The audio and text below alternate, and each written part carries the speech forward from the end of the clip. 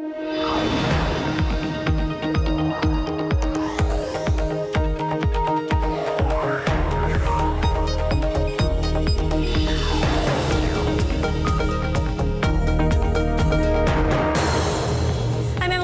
this is Bloomberg Technology. Coming up, tech stocks nosedive, dragging the NASDAQ to the lowest levels this year. We'll map the sudden sell-off and the sharp slides. Plus, Theresa May's botched gambit, how the UK Prime Minister's move to secure a greater majority backfired, and the potential impact on her Brexit agenda. Plus, Apple's potential miss on the upcoming gigabit data revolution, why the latest iPhone may not satisfy customers' need for speed. First to our lead. After seeing massive gains this year, big tech stocks came crashing back down, posting the biggest losses in months. Shares of Apple, Microsoft, Amazon, and Facebook were some of the biggest decliners of the day. Mike Regan, our senior editor of Markets Live for Bloomberg, joins us now from New York. So, Mike, what exactly happened? Well, as you mentioned, tech really has been on a tear this year. Depending on how you look at it, tech stocks in the S&P 500 or if you look at the NASDAQ 100, either way, up more than 20% coming into today. And if you overlay on that this notion of how popular factor investing has become among the quants on Wall Street. In other words, investors look for stocks with certain attributes, whether it be high sales growth, good valuations, momentum, that sort of thing. And tech this year has really been ticking off a lot of factor boxes. Obviously, growth. Many tech stocks are still considered growth stocks. Momentum, stocks that have a lot of momentum behind them. And even low volatility. Tech stocks have become very low, not very volatile compared to how they were in the past. And this morning, Goldman Sachs had a note out basically discussing all these issues and saying, look, there's risks here. They used a word that people hate to hear in investing, and that's crowded trade. They're saying a lot of funds are overweight these stocks, and tech has, because of these gains, has become just a massive part of the stock market. Almost a quarter of the S&P 500 is tech now. So for a mutual fund manager to be overweight tech means, you hold even more than that in your fund. So there's risks there. And one of the ones that Goldman Sachs pointed out is that, look, tech is not... It's sort of odd that tech is now considered a low volatility sector. Obviously, Amazon is an incredibly volatile stock. And they said that there's risks here of this overcrowded trade. And that's a word people just do not want to hear on Wall Street. You do not want to be in a crowded trade because when it unwinds, it tends to be sort of fast and furious like we saw today. You've got Apple, Amazon, Alphabet, Facebook, Microsoft down across the board. Are there any specifics with regard to any of these particular companies that drove their particular losses? There were a few. Now, it was obviously very much a weakness across the sector. It was a rotation out of tech and into financials and banks. Part of that is because of President Trump. Obviously, there was no smoking gun in Comey's testimony yesterday. So that, going back to those factors, that makes people more optimistic about the value factor, which is stocks that tend to do better in sort of rising inflation, rising growth atmosphere, which potentially could happen with Trump's policies. And growth stocks are more for times of slow growth, low inflation. But that said, there were a few individual company news, pieces of news that definitely helped throw some gasoline on the fire. NVIDIA, for one, the short seller Andrew Left came out and said that the huge gains in NVIDIA this year are basically making it look like a casino stock. And this is a short seller that people really pay close attention to on Wall Street. When he speaks and mentions the name of a stock, people sell and ask questions later. They don't even wait to hear his rationale. Also, I would point to Bloomberg's story on Apple today saying that the upcoming iPhone will not be able to take advantage of the faster data download speeds that the telecom companies are working on. So that's possibly going to put it at a disadvantage to its competitors. So while it was mostly a sector rotation type of story, there was some negative news that, especially with the chip makers, NVIDIA weakness all across the chip maker sector. The Philadelphia Semiconductor Index was down more than 6% at the worst point of the day. Paired some of those losses, but they were very much the center of the selling. NVIDIA, though, didn't recover. We're also going to be speaking with Mark Gurman, our Bloomberg News Apple reporter who wrote that story on Apple that you referenced. Mike Regan in New York with Bloomberg News. Thanks so much for that update. Now, in the UK, Theresa May is fighting to keep her job as Prime Minister after her Conservative Party lost the overall majority in Thursday's election. Facing calls from her own party to resign, May is working fast to try to push ahead her Brexit agenda. I will now form a government that can provide certainty and lead Britain forward at this critical time for our country. This government will guide the country through the crucial Brexit talks that begin in just 10 days. Bloomberg's Caroline Hyde joins us now from London to discuss the fallout. Caroline, it's been quite 24 hours. How likely is it that Theresa May will hold on to power? Well, still the rumours are circulating, Emily, that maybe she will be ousted. Calls from her own party that she should be standing down, and that's why there was such a rush for consolidation after this, well, almighty blow, real embarrassment. The aim of this election, called 7 weeks ago, was to increase her majority in the Parliament and to increase her strength of argument and negotiating power at the table with the EU over Brexit. In fact, she lost both. She lost her majority. They lost some 12 seats to the Conservatives. And therefore, we're now starting to see a question of quite how strong her negotiation tactics can be with Brexit. The reason behind that, Emily, is who she's had to turn to for help. To get back above the halfway line in Parliament, to be able to make any sort of laws in Parliament in the UK, she's had to team up with the DUP. That's a Northern Irish party, which they want a frictionless relationship with the rest of Ireland. That means, can she really push through any sort of a tough Brexit? Because, well, it seems as though she's going to have to see Ireland, part of the EU, easily trade with Northern Ireland. So it looks as though she's having to make these sorts of compromises. No wonder the circumstances are such confusion. And as we'll see there, May seeking permission to form a government happened today. Parliament reconvenes with the new MPs. She's already announced some of those in her cabinet. The same old faces, Philip Halloman, for example, to be Chancellor of the Exchequer. Then we have the state opening of Parliament June the 19th. Brexit talks start all over again. I just want to show you our terminal, WCRS, that is the world currency ranker. On my terminal at the moment, you'll see this is what happened to the market reaction. Pound currently down 1.6%. Big move, but maybe analysts thought it would be even worse. So, Caroline, obviously the biggest tech companies have major operations in the UK. They've been setting up their own plans for Brexit. How has the scenario before them now changed? Yet more uncertainty, because many had felt that this would, as I say, be a so-called hard Brexit. What I mean by that is that Theresa May said, look, I don't need your single market access, because what I really care about is my borders, about immigration, and I also really care about lawmaking being made in the UK and not by EU courts. But that means there's therefore not going to be perhaps that easy relationship with the new party she's had to strike a deal with, the DUP. So many people saying that she's going to have to step back from that so-called hard Brexit, that tough negotiation stance, and therefore go for a softer kind of relationship. In fact, those in Germany, thinking maybe a little bit of Schadenfreude here, if we use their term, they're rather pleased with the pain that the UK is currently seeing, because they see this as perhaps the voters, the electorate, starting to say, we don't like how hard the Conservative Party have been pushing this. We want to be able to trade easily with our number one trading partner. And it's interesting, the market reaction on the back of perhaps a softer Brexit, because I'm going to take you to the terminal once again and look at a particular chart that I've got noted down. This shows you that, yes, the pound did particularly fall in the white line on #BTV9262. The pound plummeting there, you'll see. But gilts, the bond market, hardly really shrugged it off. They seem to not be so worried. Many feel that that's because there's going to be a softer Brexit, a softer negotiation, and therefore, for the tech giants, maybe an easier trading relationship between the UK and the rest of the EU. All right, Caroline Hyde in London, thank you so much for that update. Of course, we'll be watching what happens over the next 48 hours. Coming up, anticipation is growing for the meeting between tech CEOs and the White House later this month. Will it bridge the gap between Silicon Valley and Washington?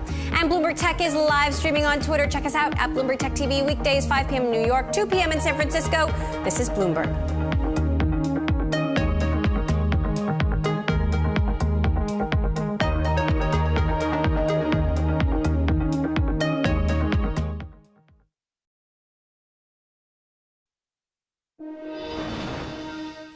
A story we are watching, Alibaba co-founder Jack Ma saw his fortune increase by $2.8 billion in just one day.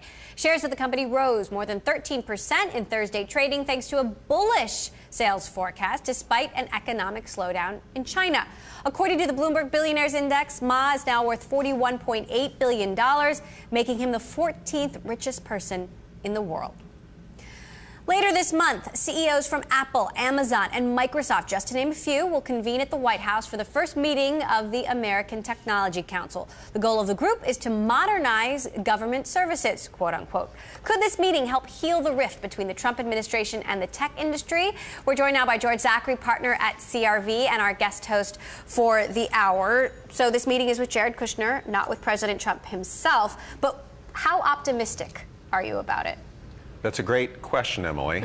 You know, I'm not sure if I'm optimistic or not. I think one of the great things, though, is that these are leaders in cloud computing. And a lot of government services are based on old technology like mainframes and old personal computers. And cloud computing is the current standard and the future of computing. And I think that needs to be brought into the government. You've got so many powerful people in technology in one room. What should be the priorities? What should be on the agenda? I think what should be on the agenda is basically bringing cloud computing into all government services and bringing the topic of security into cloud computing. And even though Silicon Valley was largely against Trump, do you think that it is the right thing that these tech leaders are engaging with the administration? I don't think this should be viewed on a political level. I think this should be viewed as a technical advancement. Because without that advancement, our economy will lag. Tim Cook, CEO of Apple, gave the commencement speech today at the Massachusetts Institute of Technology. He will be attending this meeting. And one of the things he covered in his speech today was the good and bad sides of technology. Take a listen to what he had to say. Technology today is integral to almost all aspects of our lives. And most of the time, it's a force for good. And yet the potential adverse consequences are spreading faster and cutting deeper than ever before. Threats to our security, threats to our privacy, fake news, and social media that becomes antisocial.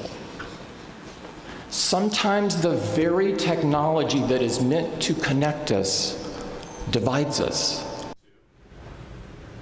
What do you make of that? I think he's largely right. I think social media can fill some voids of information and data, and can connect us on things like sharing photos. But I think it can lead to the acceleration of misunderstanding. You were one of the earliest Twitter investors. Yes. Do you ever have any concerns or guilt about that this amazing but also monstrous thing that's been created? Yes, I do. In what way? At the beginning of Twitter, I had a lot of excitement that I thought it could actually help bridge understanding. And at later stages of Twitter, and including now, I feel that it does help bridge, but it also actually can lead to misunderstanding amongst groups of people, where it leads to an echo chamber of people's own biases. Is there a solution? I think the solution is actually bringing people together in person. There's a lot of siloing of different beliefs and ideas online, and it is a difficult problem to solve. I'm not sure anyone has a solution currently. CRV is launching a big new biotech fund, bioengineering. Why now, and why this? This is the absolute right time to do it. There are new fundamental advances in artificial intelligence, and we've seen them accelerate over the last 3 years. And these advancements in artificial intelligence are being applied to biology. The big advantage of this is it can actually help the early detection of disease and heart disease and cancer, and this basically helps people's health. And that's tremendously exciting. Is there any part of this is consumer tech just not interesting right there? Are you not now? Are you not seeing opportunities there? Is that why you want to do this? No, for me personally, I've always had a goal and a strong, deep purpose to help the individual. And I had a personal health scare, and that really isolated my own personal need to kind of keep helping the individual. And that basically showed me that the next level was to invert the system and bring power from the system to the individual. There was a book written called The Patient Will Now See You. So I believe that technology should be brought back and help the individual and actually help the overall system. And I think a lot of that will be brought by artificial intelligence and computational resources being applied to biology. All right, George Zachary, partner at CRV. You are sticking with me for the hour. Thanks so much, George. Thank you. Coming up, why Apple's next iPhone could already be lagging behind its biggest smartphone competitors. Months ahead of its widely anticipated launch, we'll bring you the latest.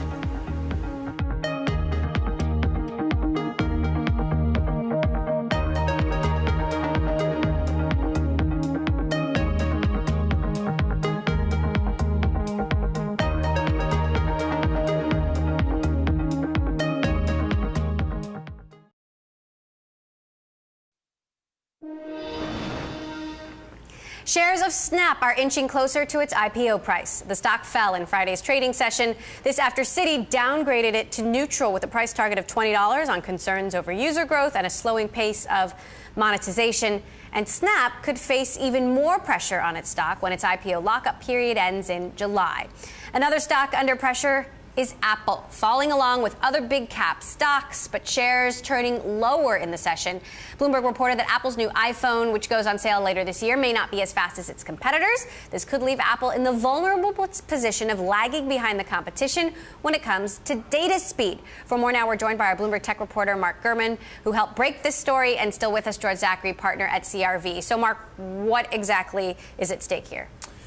Apple is going to be behind the speeds or the potential theoretical speeds that the Samsung Galaxy S8 will offer. Why? Well, the S8 phone and a few other latest phones, they offer support for gigabyte download speeds, which means basically 1,000 megabytes per second. You could download a movie theoretically in 2 to 5 seconds, which is very fast. And with this proliferation of AI and AR, the faster your iPhones can go, the better it is.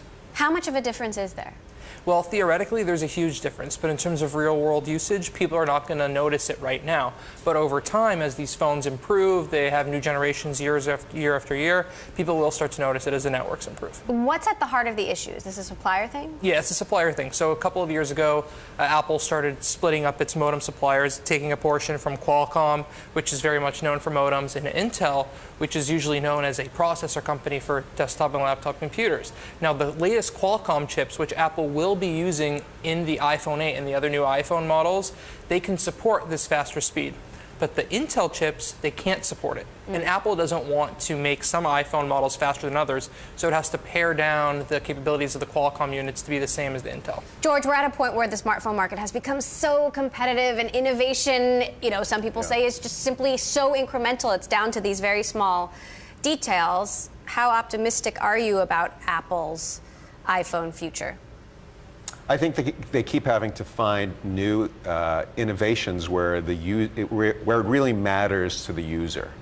New applications will make all the difference. Does this one matter to the user?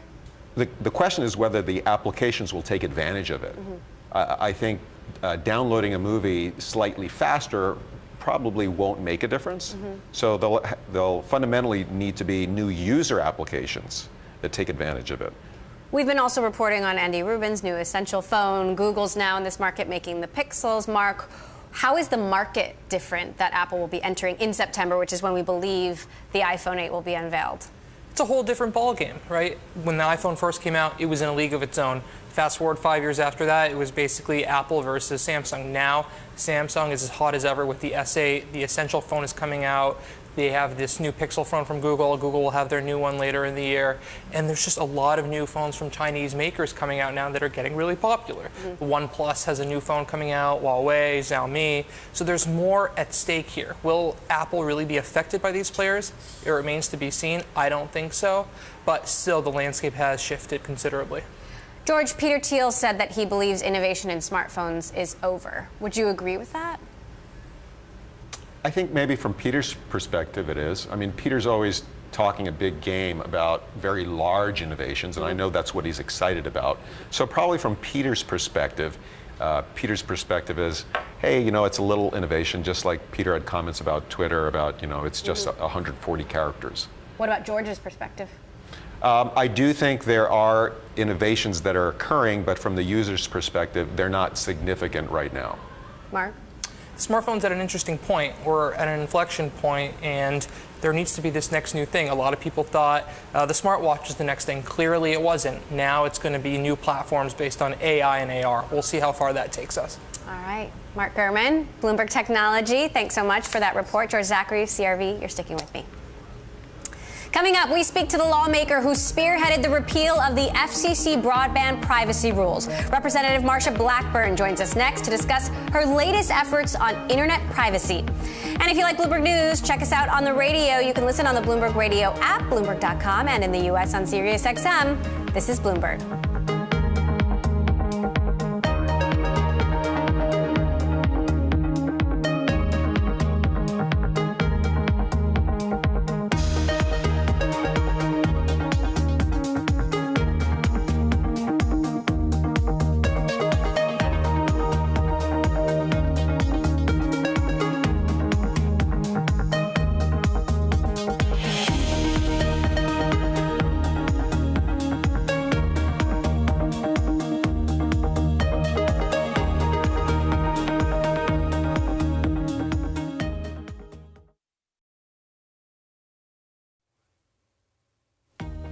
I'm Elisa Parenti in Washington, and you're watching Bloomberg Technology. Let's start with a check of your first word news.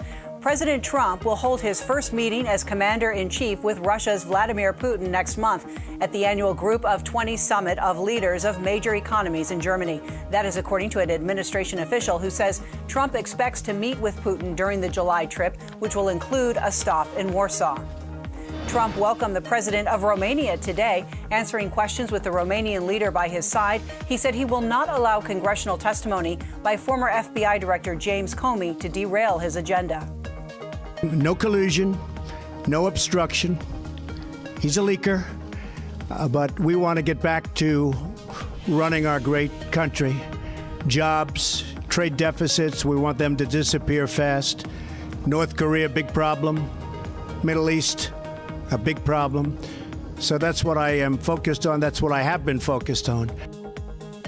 The president also says Comey lied in his Senate testimony and that he would be willing to testify under oath. Senior Russian lawmakers are dismissing Comey's congressional testimony as insignificant. The deputy of Russia's Duma says accusations of Russian interference in last year's U.S. presidential election are an attempt to worsen the relationship between Washington and Moscow. Prime Minister Theresa May has apologized to her Conservative Party after her failed electoral gamble to secure a greater majority in the UK Parliament. I'm sorry for all those candidates and hard-working party workers who weren't successful, but also particularly sorry for those colleagues who were MPs and ministers who'd contributed so much to our country and who lost their seats and didn't deserve to lose their seats. And as I reflect on the results, I will reflect on what we need to do in the future to take the party forward. May confirmed top 5 cabinet positions in her UK government will stay the same. That includes Philip Hammond. He will keep his job as Chancellor of the Exchequer, and Amber Rudd stays on as Home Secretary. Boris Johnson and Michael Fallon will remain on as Foreign and Defense Secretaries. Brexit Secretary David Davis will also retain his position, and talks to exit the EU are scheduled to begin in less than 2 weeks. Secretary of State Rex Tillerson is calling on Saudi Arabia, Egypt, and the UAE and Bahrain to ease their blockade on Qatar, which they accuse of funding extremist groups. Secretary Tillerson says the blockade has humanitarian consequences and hinders U.S. military efforts against Islamic State. Global news 24 hours a day, powered by more than 2,700 journalists and analysts in more than 120 countries. I'm Elisa Parenti, and this is Bloomberg.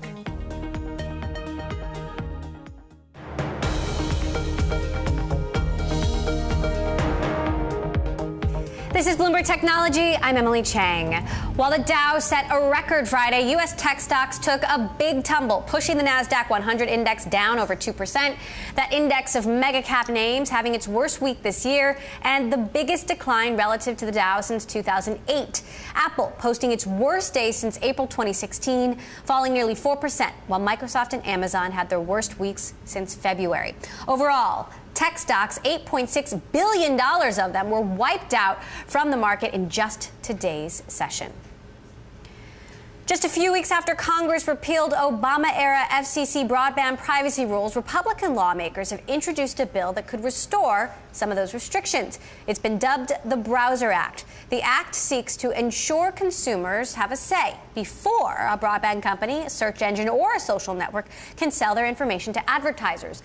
The move comes after major backlash from consumer protection advocates and government officials who slammed the repeal of the FCC broadband privacy rules. Joining us now to discuss from Nashville, Tennessee, is U.S. Representative Marsha Blackburn, who introduced the Browser Act and chairs the House subcommittee that oversees the FCC. So, Representative Blackburn, your goal is to extend these new privacy rules, not just to ISPs, but to internet companies like Google and Facebook as well. Why didn't you then just broaden the privacy protections that were already on the books instead of wiping them off the books entirely first? Well, Emily, a couple of points on that. First of all, we started working on the privacy issue about 5 years ago, and then we had a privacy working group that focused on this that went into place about 3 years ago. So this is something our committee has focused on for quite a period of time. Now, what we do know is with the FCC's action, they were trying to have two cops on the beat, if you will, and have one set of rules and regulations that were going to be overseen by the FCC and a second set of rules and regulations that would be overseen by the FTC. That was going to lead to confusion because the FCC would apply their rules to the ISPs. The FTC has been our nation's regulator in the broadband space since we have had a virtual space regulator. They're also the regulator in the private sector and the physical space. So we felt like it was important to simplify, to have one regulator and one set of rules. So the FCC rules had not been enacted. They had been passed, but not enacted. So it just made sense that you would kind of preserve the status quo, keep everything in place, get those rules that had not been activated off the books, and then move forward with having one set of regulations with one regulator, and that's exactly what we've done. That said, if this follow-up bill doesn't pass, though, you end up having less privacy protections than you did in the first place. No, what you would have is the way privacy has been. Bear in mind, the FCC rules had not been put into place. And what we do know is that consumers are saying, hey, look, we would really like to have the opportunity to opt in and decide if we want to have our information shared. And if you were to go out, Emily, and ask consumers, do you want more or less privacy in the virtual space? They're going to tell you that they want more privacy protections, and they want more tools in the toolbox to keep themselves and their children safe when they are online. And I think it's an important discussion for us to have, and it's important to look at since more people are conducting much of their transactional life online now. Doesn't this concentrate power into the hands of too few very powerful companies already? I don't think it does at all. I think what it does do is passing the Browser Act is going to make certain that everyone understands what the rules are. And you're going to have the one regulator with one set of rules. That's important. And then it is going to apply to the entire ecosystem. When someone logs onto their computer and they get in and they hit their browser, and up comes that page that is going to have their search engine, and they're going to begin to get into their different files. They're not thinking about there are different rules that apply to different components of interactions. What they want to know is that their information is safe, that their children are not being tracked. that they have the opportunity to choose to share information, whether it is financial information or health information or purchasing information. They want the ability to say, okay, I have a say in this game. So what we are seeking to do is to work with those that are in the entire ecosystem and say, let's beef up these privacy protections. Individuals that are satisfied, that know the environment is secure, they're going to be better consumers and they're going to be happier with the vendors.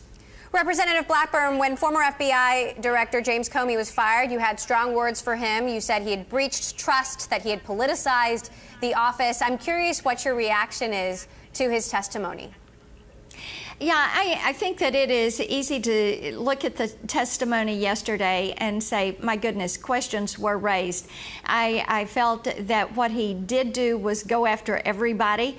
He went after Attorney General Lynch a little bit, Secretary Clinton a little bit. He went after the president, and he showed that he was very political. I was disappointed to hear him say that he didn't have the strength to stand up or was disappointed in some of his actions. I would have thought that he would have been more in command and more in charge. But the good thing is he had the opportunity to have his say and give his side of the story. We all know there's always two sides to every story. This was his recount of his recollections, and we'll see what the Senate Intel Committee and the House Intel Committee will do with these further comments that came forward yesterday. All right, U.S. Representative Marsha Blackburn, thank you so much for joining us. Well, Pandora has put to rest talk of an outright sale. For now, the internet radio company has sold a 19% stake in SiriusXM to SiriusXM for $480 million. As part of the deal, Sirius will get 3 seats on the board, including the chair position. In a separate transaction, Pandora sold its concert ticketing business, Ticketfly, to Eventbrite for $200 million. The company is under pressure to adjust the changing music industry landscape as it competes against Spotify and Apple Music. Coming up, think of it as YouTube meets Amazon. We'll hear from former Hulu CTO and current Kleiner Perkins partner Eric Feng about his latest venture that marries unboxing videos with e-commerce. That is next.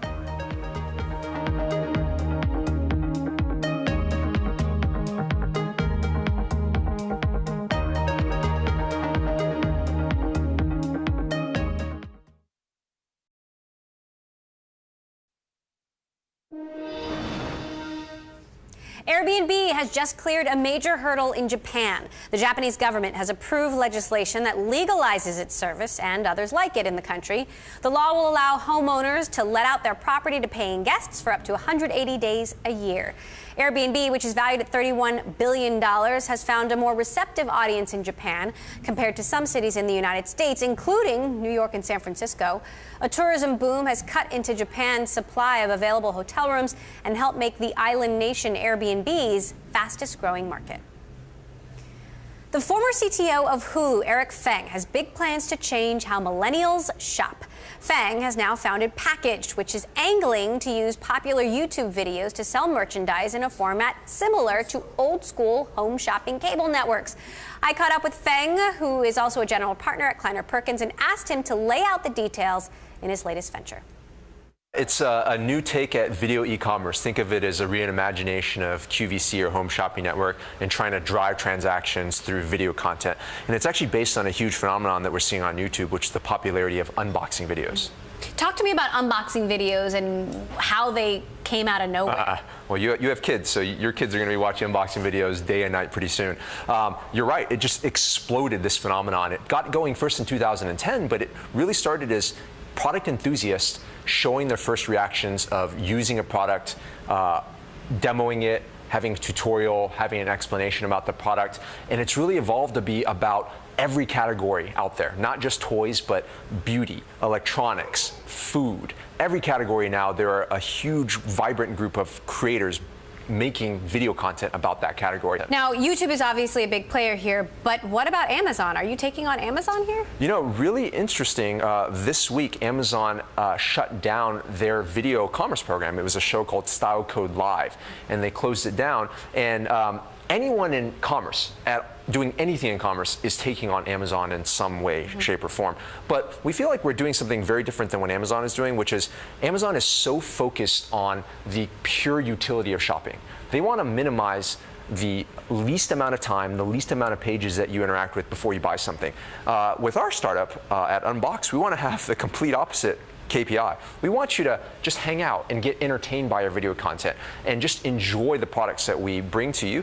And if by chance along that adventure you end up purchasing something, fantastic. But as long as you're entertained, that was the key for us. And I think that's something that Amazon isn't focused on. They're not focused on the entertainment, the discovery, the serendipity of shopping anymore. You're a partner at Kleiner Perkins, incubating a company on the side. How does that work? How do you split your time? Poorly. So right now I spend about 2 days a week on packaged and 3 days a week as a partner at Kleiner Perkins, focus on early stage consumer investing. And it's been a lot of fun. Luckily at this early stage, both Kleiner Perkins and the startup, I think, mutually benefit from the relationship. So I can bring interesting trends and learnings that we're seeing as we're building this company back to Kleiner. For example, last year I was at VidCon, I was at Playlist Live, I learned a lot about the creator ecosystem, I learned a lot about e-commerce, and I brought those learnings back to the partnership. And similarly, we get to see a lot of cool company ideas, and I can bring some of the best practices back to our startup. For example, we learned a lot about leveraging influencers to scale, to get distribution, as opposed to just leveraging traditional ad networks. So that's something that we're exploring with at Packaged. Kleiner Perkins has, historically had some issues with its reputation. How do you feel that's evolving? Do you feel Kleiner is back to being a firm where entrepreneurs want their money? Well, I think this is a challenge of all venture capital firms right now, which is that capital in our industry is necessary but no longer sufficient. I, as an investor, when I put my investor hat on, I spend all my day actually trying to sell money. I try to sell money to people. You're trying to get entrepreneurs to take your money. Yes, I am selling them money. I'm saying, please take my money. Here are the reasons why you should take my money, because entrepreneurs now have so many choices about where they can get funded. So reputation alone isn't enough. Pedigree alone isn't enough. We have to work much, much harder to convince entrepreneurs that it's the right partnership, it's the right decision for their company. And a lot of that comes down to just chemistry and selling the values of the individual as the eventual board sponsor of that company, and also the value of the partnership. And I think that that's something that we uniquely bring at Kleiner. Venture capitalists have raised a historic amount of money. Is there enough places to put this money? Or are we on the verge of a bubble? That's a question that we've struggled with a lot. What we can say definitively is that there is still so much interest in this asset class. There's tremendous interest from LPs wanting to invest more capital into venture capital firms, because I think the VC industry delivers something that's actually kind of hard to get, which is extreme beta. In a lot of other industries, you can invest $1 and make $2 or $3 or maybe $4. But venture capital is one of those unique places where you could put $1 and potentially make $100 or $1,000. But are there enough cool companies? Are there enough new technologies being invented? That's definitely the challenge. I think we are potentially in between innovation waves. So in the fullness of time, the answer is absolutely unequivocally yes. There will be the next Facebook. There will be the next Google. It will happen. But a lot of it is about timing. Right now, it seems that we might be in a bit of an innovation transition between one wave, which was mobile, onto the next wave, which is not sure what it will be. So it does create opportunities for investors like myself to focus a lot of our time on things like incubations, on things like getting deeply, deeply involved with companies and maybe building them from the ground up. If we're in between innovation waves, what does that mean for valuations? Like, what do you see, what trends do you see playing out over the next year, let's say? Well, I think that the great companies will still achieve whatever valuations they want. They set the price of their company because they have fantastic business models that are working. Airbnb, Pinterest, and so forth. So I don't see any slowdown in those companies. I think what we do see is that there will be less speculative investing. You can't grow just purely on GMV. You can't grow purely just on user acquisition that you're paying for. You can't just continue to spend to grow anymore. You have to be a little bit more pragmatic. And overall, I think that's a good thing. Kleiner's investor in Uber. With all of the issues that Uber is facing, is it still worth $70 billion? Well, my favorite stat about Uber is that in the United States, every single day in the United States, there's about 1 billion rides that are taken, whether it's private transportation or public transportation, but 1 billion point-to-point rides that happen in the United States every single day, one country alone. Uber has about 1 million rides. So do the math. It's a tiny fraction of the overall transportation market. So it's amazing what happens with the laws of large numbers, and I think that the category is so valuable, and Uber is a leader in the category right now. And to clarify, Packaged is planning to coast off the phenomenon of unboxing videos that have become popular on YouTube by making its own. That was Eric Fang, founder of Packaged and general partner at Kleiner Perkins. Coming up, Masayoshi Son picks up his second venture into robotics, why Alphabet let go of Boston Dynamics and SoftBank scored. This is Bloomberg.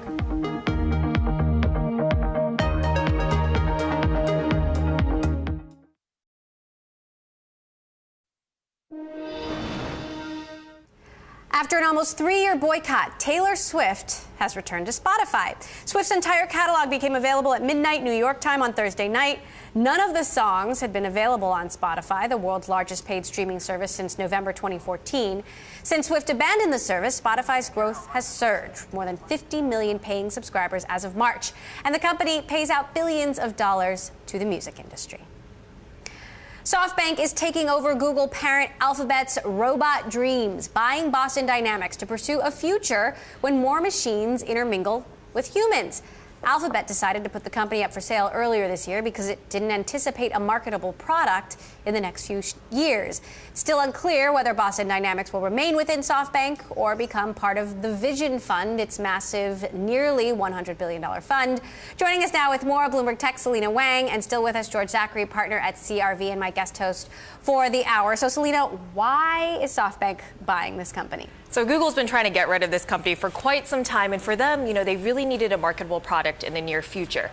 Now, SoftBank doesn't have that kind of pressure. It has a ton of cash. Masa said before that he's trying to create a 300-year plan. So there's plenty of time for a company like Boston Robotics to come up with their go-to-market strategy. But how does this fit into SoftBank's strategy and what SoftBank actually does? This actually isn't SoftBank's first robotic product. A few years ago, they acquired a French company, a robotics company, and they unveiled Pepper a few years later. And it's a sort of humanoid robot that's supposed to read emotion, is supposed to be social. It hasn't done that well in the market. There's some 10,000 out there in the market now, mostly in Japan. So we don't know if the team at Boston Dynamics is going to be folded into that, if it's going to fit into these Pepper ambitions, or if it's going to be something separate. But it's not completely out of the blue for SoftBank. George, what do you make of this? I'm not surprised at all. SoftBank is looking to build its portfolio in robotics. I see them looking to invest in robotic startups across the entire valley. I know that Google was looking to part with it, and Google's just looking to basically focus in artificial intelligence, just like we are looking to focus in artificial intelligence and healthcare by investing in Freenome, our portfolio company. So it makes sense that SoftBank will be doing this. The fact that they've raised almost $100 billion, how does that change the competitive landscape in VC, as a VC yourself? I don't see them investing in very early stage companies. I see them basically making later stage investments. Could they, though, contribute to a blowing up bubble? A bubble that might be forming by supporting companies that maybe shouldn't be supported? Well, I think there is already a blowing up bubble, and everyone's contributing to it. I think it's interesting to hear your perspective. I've talked to some investors who are maybe not so lax in their response. They're a little frustrated that SoftBank's making such large investments, that it's kind of like the Taurus investors that came in a few years ago, the hedge funds, the mutual funds, and that things were finally starting to calm down. And now SoftBank's here at the $100 billion, and it's making everything complicated all over again. Are you seeing that at all? I'm seeing it at the later stages of my companies and other companies, and they kind of show up and they say, hey, we're interested in what your company's doing. Can you talk to us about it? And they do some talking, and then they talk about doing some investing, but they're doing a lot of scanning of the ecosystem. So they're gathering a lot of information. Interesting. So they're definitely paying attention to the entire world of robotics. We will see where they place other bets. George Zachary, Charles River Ventures, thanks so much for joining us. Selena Wang, our Bloomberg Tech reporter, thank you as well.